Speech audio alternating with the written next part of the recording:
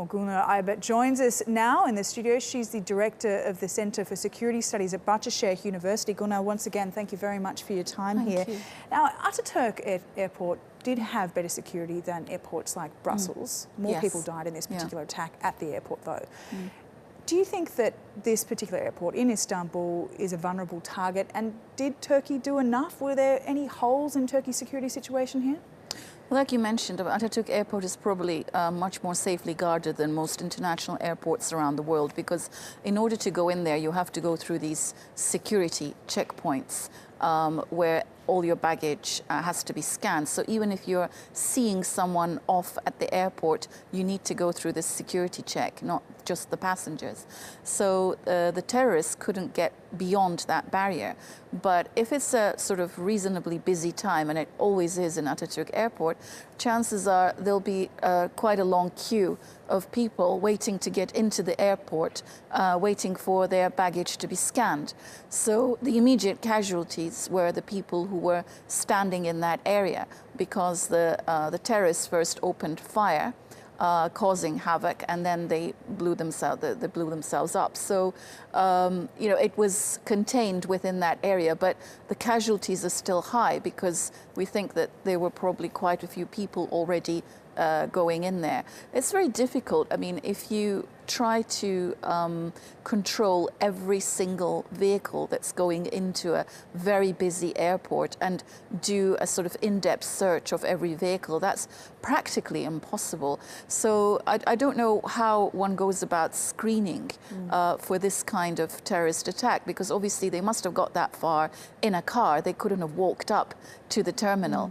And so the machine guns that they were using, the bomb vests, they must have been in the vehicle, or maybe perhaps on them when they went through the security checkpoint. And unless the police at the checkpoint find something very suspicious, they're not going to do an in-depth search of the car. But you would assume that they would have, since it was such a professionally calculated attack, they would have camouflaged themselves quite skillfully at the entrance. Certainly seems like a very well coordinated attack. It seems like that, yes. Now, the Prime Minister has come out, and so has Erdogan, has come out and pointed to Daesh for this attack. Just give us an idea about what is it that this attack points to Daesh, and also perhaps your assessment of Turkey's security plan around their fight against Daesh. They obviously have their own domestic terrorism at hand that they have to deal with as well. What are they doing to fight Daesh, and how much international pressure is on them to do so? Well, initially when the attack came, I mean, I thought it's either Daesh or PKK, because Turkey is actually fighting a two-pronged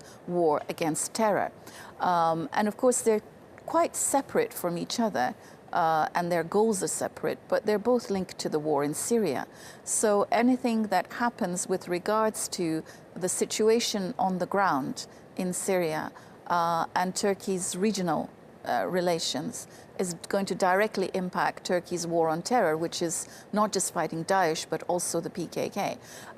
Now, Turkey's recent agreement of normalizing relations with Israel, I think, has a lot to do with this. Because if we see, increased intelligence sharing once again with Israel, that's going to put another squeeze on Daesh. And Daesh are already being squeezed on the ground in both Iraq and Syria. So in this sort of desperate attempt, particularly, I mean, I think Daesh's strategy has been to terrorize and target and threaten Muslims or Muslim countries that are within the coalition. They feel that this is this is much worse than, say, non-Muslims waging war on Daesh. So, for example, recently on their website, they had threatened a long list of prominent British Muslims, saying that, they were, traitors to their faith and so forth. So I think, Turkey has stepped up. Turkey stepping up its role in the coalition against Daesh. The use of, obviously, Incirlik Air Base for the coalition jets that are taking off. All of these have an enormous impact on Daesh's immediate plans of destruction in Turkey. And of course, proximity-wise, Turkey is much closer to where Daesh are based at the moment. But the other thing is, of course, this is very different from other terrorist cells that we used to know, other terrorist operations that had an integrated command. These are practically virtual cells like Paris. When the attack happens, it's very difficult afterwards to find the trail. It just dies after a while. Just on that though, I mean, Daesh has obviously chosen Istanbul. Is that also a case of easy access? Is Turkey doing enough to secure its border?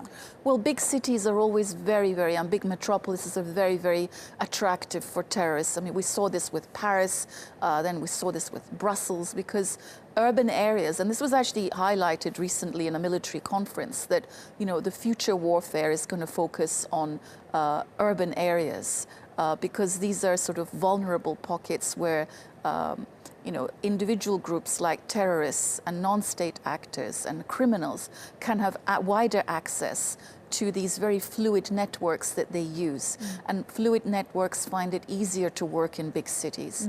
So this is not, I think, just a problem that you can confine so much to Turkey. It's a global problem because these networks are global. That's why we need to have much more stringent and intense international cooperation against these very, if you like, phantom cells, virtual cells that use very tangible, real networks that are global but also very fluid. No, certainly the efforts on the ground in Syria are ongoing in that regard. Yes. Gulnur, I really, really appreciate your time today. Thank you very much for your insight.